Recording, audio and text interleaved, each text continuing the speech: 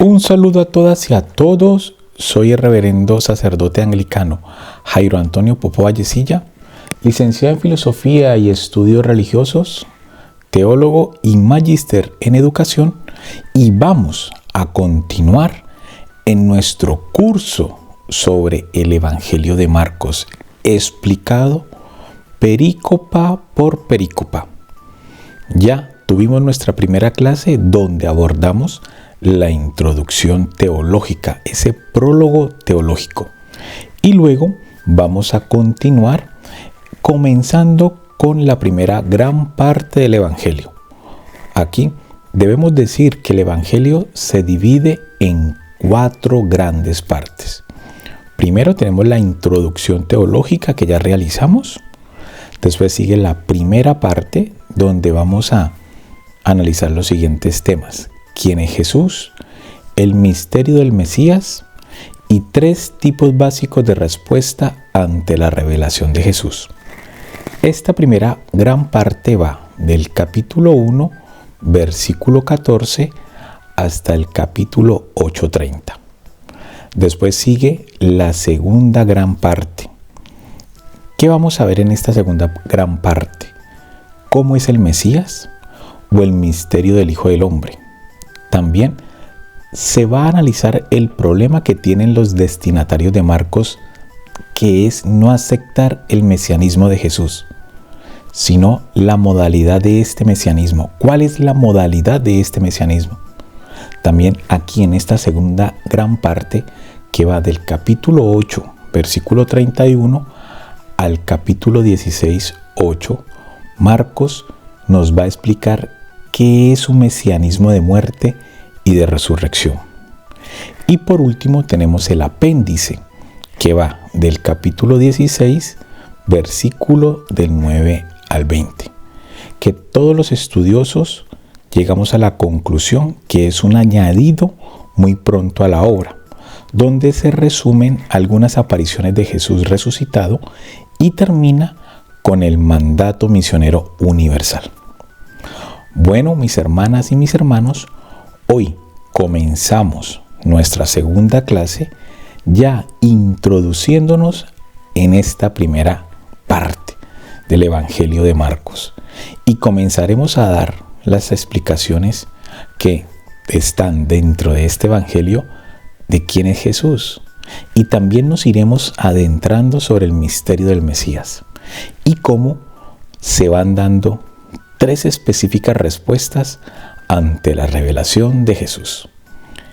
Iniciamos. Comenzamos con la perícopa de esta primera parte que iniciamos, que va del capítulo 1, versículo 14 al 15. Escuchemos. Después que Juan fue entregado, marchó Jesús a Galilea y proclamaba el Evangelio de Dios. El tiempo se ha cumplido y el reino de Dios está cerca. Convertíos y creed en el Evangelio. Después de la unción de Jesús con el Espíritu y de su victoria sobre Satanás, ya está todo listo para el comienzo de su obra, en la que proclamará el reino de Dios y a la vez e inseparablemente irá revelando el misterio de su persona, dando lugar a diversos tipos de reacciones. Marcos divide en 2 grandes partes la presentación de la obra de Jesús. Una centrada en la revelación del reino y del mesianismo de Jesús. Esto lo vemos, esa gran parte, capítulo 1, versículo 14, hasta el capítulo 8, versículo 30. Y otra en la revelación del modo de ese mesianismo, que va del capítulo 8, versículo 31, al capítulo 16, versículo 8. Comienza ahora la primera parte, mis hermanos y mis hermanas, de este gran viaje, en la que por un lado presenta Marcos unos hechos y dichos de Jesús, muy reveladores de su persona y de su obra, invitando a los lectores a profundizar en el conocimiento del reino de Dios y en el mesianismo de Jesús. Estas 2 categorías se van entrelazando en continuidad dentro de esta gran obra. Repito, reino de Dios y mesianismo de Jesús. Por otro lado, ofrece los distintos tipos de respuestas típicas que se dieron entonces y se siguen dando hoy. Las negativas de los fariseos escribas y de la mayor parte de la masa popular, y la positiva de los discípulos. Y este evangelio nos pone frente a estas dos reacciones, a la negativa de los fariseos escribas o a la positiva de los discípulos. Y nosotros como lectores debemos tomar un camino, también teniendo en cuenta que esa respuesta positiva de los discípulos se va generando en un camino, en un proceso. Ellos también van aprendiendo y van dilucidando que Jesús, el que está con ellos, es el Mesías. Con esto, Marcos, de acuerdo con su objetivo de escribir una cristología correctiva, quiere hacer ver que en la medida en que el lector actual se sitúe en la línea de los discípulos, conocerá a Jesús, mientras que en la medida en que lo haga en las encarnadas por los escribas fariseos y el pueblo, nunca podrá llegar a conocerle. Se abre la primera parte con un sumario de la actividad de Jesús en Galilea.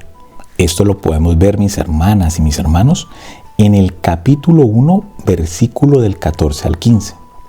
Se trata de un breve texto programático, compuesto por Marcos a base de tradiciones que se remontan a Jesús, para resumir la actividad de este en Galilea.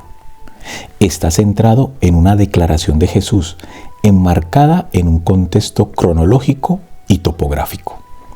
El contexto cronológico es la entrega de Juan Bautista, al presentar al tiempo en función de la prisión de Juan.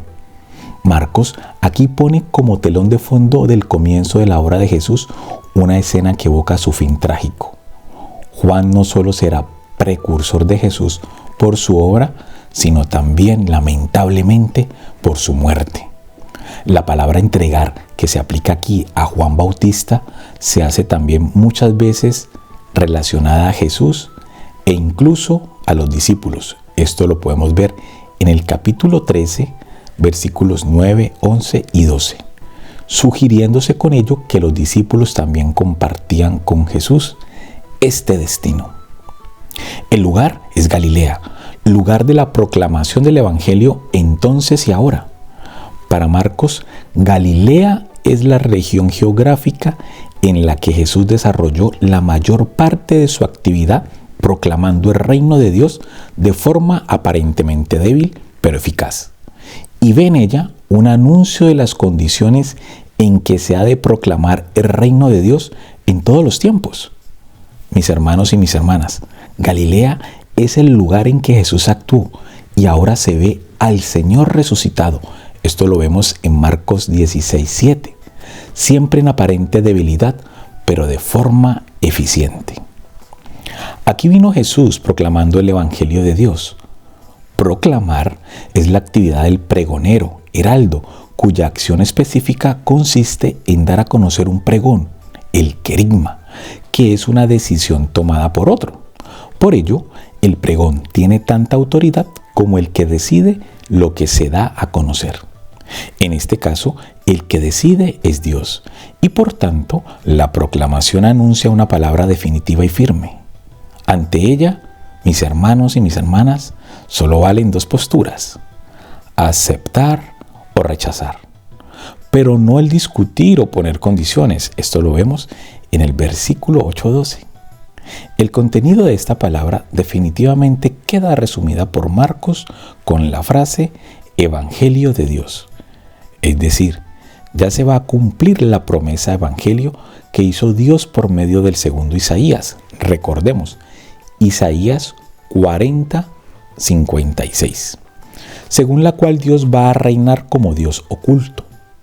Lo expone a continuación con estilo directo, explicitando lo que significa la promesa, Evangelio de Dios. Escuchemos, se ha cumplido el tiempo de preparación.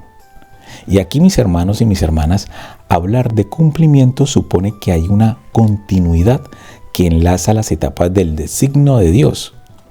Continuidad que arranca y podemos ver algunos vestigios en Primera de Reyes 8:24, en Sabiduría 8 y su continuación en Hechos 1:7, y que los hombres tienen conocimiento de ello. Así la obra de Jesús aparece de nuevo en contexto de historia de la salvación. Con él comienza y sigue vigente un tiempo nuevo, el tiempo válido. Este tiempo válido en griego es el kairos. Es un tiempo para el cumplimiento de forma plena y perenne de las promesas. El kairos es un tiempo de salvación. Esto significa que ya está comenzando a llegar el reino de Dios. El verbo griego empleado para estar cerca es egisein. Este verbo, egisein, expresa una cercanía tan próxima que ya comienza a ser presencia. Es la aurora que comienza a manifestarse a través de esos pequeños rayos del sol, que todavía no ha aparecido, pero cuya presencia ya se percibe y se manifiesta activa, permitiendo ver. Lo que comienza a llegar es el reino de Dios. La fórmula tiene carácter abstracto y hay que interpretarla de acuerdo con la mentalidad semita, que es concreta. Vamos a escuchar exactamente cómo un semita de la época del siglo I leía e interpretaba esta realidad. Dios va a reinar. Dios poderoso, bueno y dador de vida, ha decidido finalmente, de acuerdo con sus promesas, establecer su señorío de vida sobre toda la creación, destronando todos los otros señoríos negativos que sufre la humanidad. Es muy importante aquí identificar cómo el pueblo judío, especialmente en los siglos anteriores inmediatos al hecho de Jesús, había sufrido todo tipo de esclavitud y esperaba ardientemente que Dios tomara la rienda de la historia, destruyera todos los imperios hostiles y reinara. Jesús proclama que ya va a comenzar a hacerlo, pero lo va a hacer de una forma inesperada, aunque era la más adecuada. Y esta forma es desde la debilidad y no desde la fuerza revolucionaria sangrienta. Los contemporáneos de Jesús imaginaban la llegada del reino como la irrupción del Todopoderoso, arrasando y destruyendo a los impíos y salvando y glorificando a los miembros de su pueblo oprimido. Jesús lo concibe de otra manera. El Todopoderoso es Padre y su acción va a consistir en comenzar un dinamismo que tiende a hacer a los hombres hijos suyos en un contexto adecuado a los hijos de Dios, sin dolor ni muerte, en que participarán plenamente de la gloria y bondad de Dios. Ante este pregón del heraldo, el hombre debe dar una respuesta adecuada, pues el kairos no es solo tiempo de oferta divina, sino también de decisión humana. Repito de nuevo, mis hermanos, para que vayamos entendiendo un poco mejor esta categoría del tiempo kairos. Ante este pregón del heraldo, el hombre debe dar una respuesta adecuada, pues el kairos no es tiempo de oferta divina, sino también de decisión humana.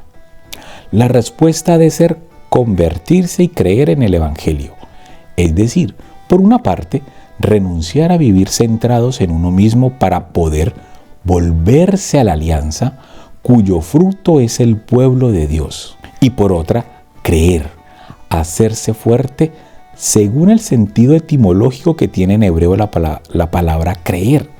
Y este creer en el Evangelio que se está proclamando y que Marcos identifica es creer con Jesús en el Dios oculto. Para Marcos, el reino no es una teoría ni un simple proyecto, sino una persona.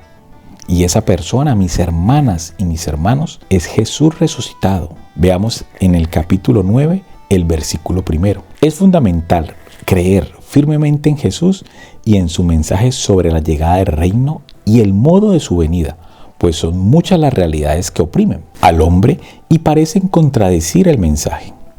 Esta es una respuesta que Jesús exige a todo hombre, en contra de las expectativas de la época, que solo la exigía a los impíos, lo que dará lugar al rechazo del mensaje de Jesús por parte de los que se consideraban justos, como pondrá de relieve la continuación de Marcos. Y ahora seguimos en la siguiente perícopa, mis hermanos y mis hermanas. La vocación de los 4 primeros discípulos. Escuchemos. Capítulo 1, versículo 16 al 20. También esta vocación la encontramos en Mateo 4 del 18 al 22 y en Lucas capítulo 5 versículo del 1 al 11.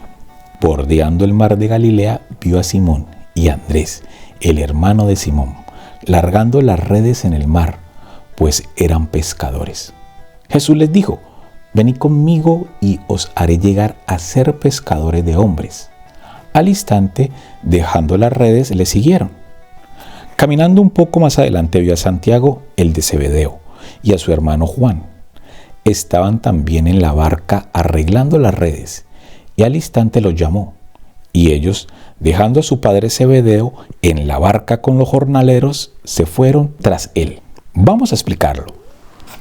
Marcos desarrolla la afirmación anterior en la que sitúa la actividad de Jesús en Galilea, presentando la actuación de Jesús en Cafarnaúm, que fue centro de su actividad. Lo podemos ver en el capítulo 1, 16 al 38. Y poniendo un ejemplo de su actuación por el resto de Galilea. Lo podemos ver en el capítulo 1, versículos del 39 al 45.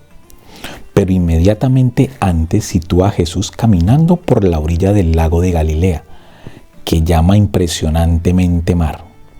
A la luz del relato siguiente, se dirige a Cafarnaúm. Con la vocación de los primeros discípulos da comienzo Marcos al relato de la actividad de Jesús, narrando los signos que realiza para hacer ver qué significa que está llegando el reino de Dios e implícitamente cuáles son sus pretensiones. La vocación de los 4 primeros discípulos es una acción previa a la actividad pública, en la que Jesús siempre aparecerá acompañado de sus discípulos. Esto es muy importante. Dentro de la actividad pública de Jesús en Marcos ya es ubicado Jesús con sus discípulos. El relato es eminentemente cristológico, inspirado literalmente en el llamamiento de Eliseo por Elías, y lo podemos comprobar, mis hermanas y mis hermanos, en Primera de Reyes, capítulo 19, del versículo 19 al 21. Jesús toma la iniciativa y llama a su seguimiento personal, y tiene como finalidad revelar a Jesús y su obra. Se trata de un comportamiento diverso de la praxis de aquella época, en la que era el discípulo quien elegía a su maestro. La película revela quién es Jesús, el que realiza en nombre de Dios la última convocatoria para el reino, que se concreta en agruparse en torno suyo y seguirle. Ahí está la clave que nos da el Evangelio de Marcos para poder ir entendiendo por qué Jesús es el Mesías. Y los 2 signos principales son escucharlo, entender esa revelación y seguirlo. Por otra parte, comienza a explicar lo que significa el comienzo del reino de Dios, la creación de una nueva fraternidad en torno a Jesús, a quien siguen y que es comienzo del pueblo escatológico, el pueblo de los últimos tiempos. Por ambos aspectos, Marcos comienza su catequesis con este relato. Es una colocación más teológica que histórica. Vuelvo y repito, mis hermanas y mis hermanos, es una colocación más teológica que histórica, situado al comienzo absoluto del ministerio, en que Jesús era desconocido. El hecho parece contrario a la psicología y a la libertad consciente de las personas, que sabemos que Jesús respeta. A nivel histórico no podríamos entender que Jesús, siendo poco conocido, vaya caminando, vaya llamando a las personas y esas personas, sin preguntarse y de manera autómata, lo siguieran.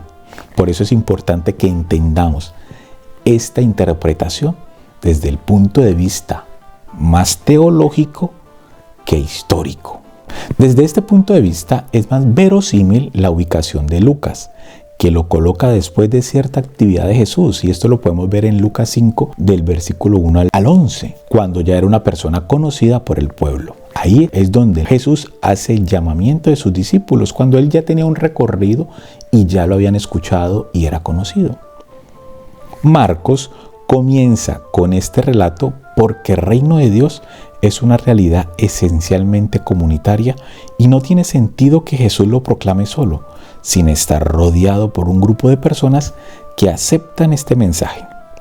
Por ello, a partir de este momento, Marcos presentará a Jesús siempre acompañado por sus discípulos. Así, su proclamación tendrá un matiz comunitario.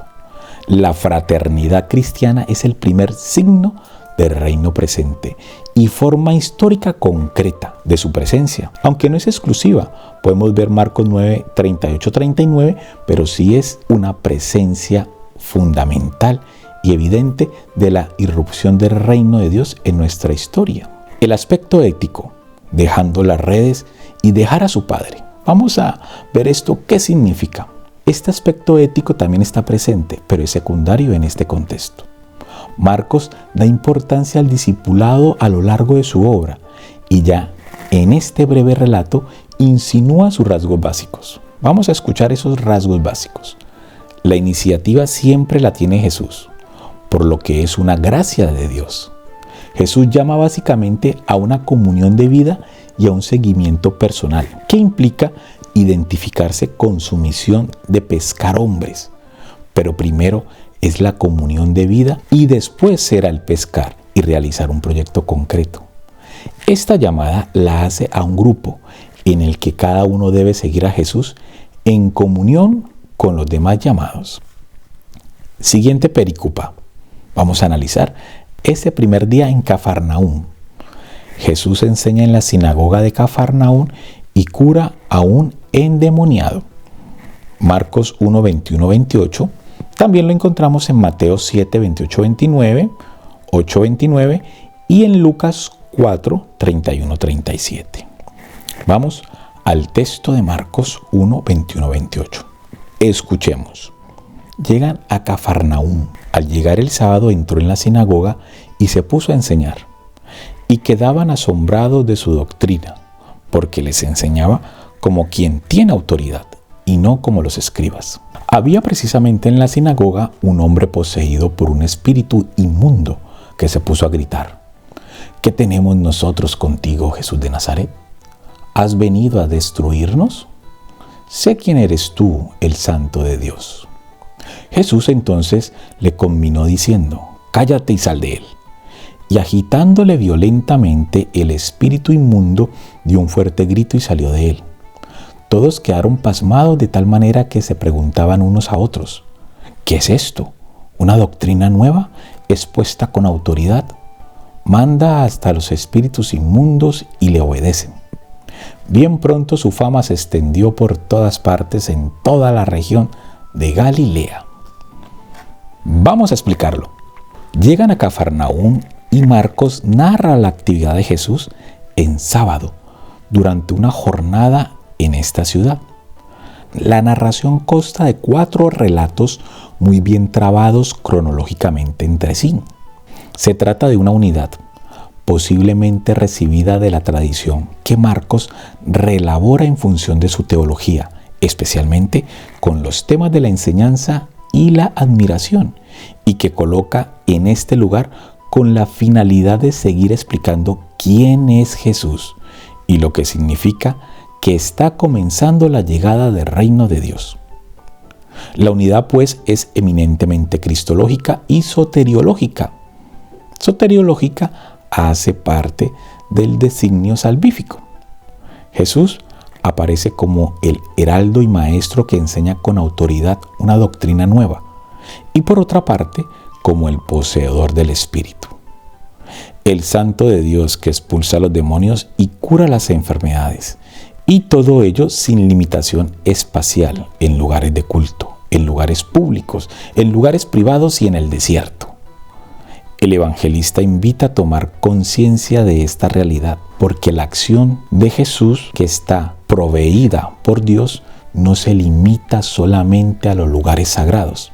Él expulsa a los demonios en lugares de culto, en lugares privados y en lugares públicos y en la calle, inclusive hasta en el desierto. El evangelista invita a tomar conciencia de esta realidad, interrogándose sobre ella y admirándola. Podemos ver esto en ese interrogante del versículo 27 que acabamos de leer, que dice: ¿qué es esto? El relato de Jesús en la sinagoga consta de 3 ideas principales. Vamos a apuntarlas ahí, mis hermanos y mis hermanas, en su cuaderno, porque esto es una clave de interpretación hermenéutica de esta pericopa, y en especial de este evento tan importante que siempre leemos cuando estamos iniciando la vida de Jesús, esa primera acción que él hace dentro de una sinagoga. Y este relato, como ya lo decía, dentro de la sinagoga, que va del capítulo 1, versículo 21-28, tiene 3 ideas principales: enseñanza, exorcismo y admiración. Enseñanza y exorcismo son las 2 facetas de la revelación y las presenta Marcos como el resumen de la actividad de Jesús. La admiración sugiere la respuesta que debe dar el lector. Vamos a explicar la enseñanza. Jesús entra un día de sábado en la sinagoga, lugar de culto público donde el pueblo de Dios se reúne para escuchar al Dios de las promesas y orar. Aquí comienza Jesús su proclamación del cumplimiento de las promesas, algo que hará más adelante en toda la sinagoga de Galilea. No dice que enseña, pues a la luz del sumario inicial se entiende que es el comienzo del reino de Dios. Lo que subraya es su carácter de maestro que actúa con poder. Poder es uno de los sinónimos de Dios en la literatura de esta época. Más tarde, en la literatura rabínica significará hablar como profeta, en nombre de Dios. Hablar del reino en nombre propio pertenece a Dios Rey o a su enviado especial, Jesús, lo que contrasta con el modo de los escribas, que solían enseñar en forma casuística y exponiendo las diversas opiniones sobre un punto.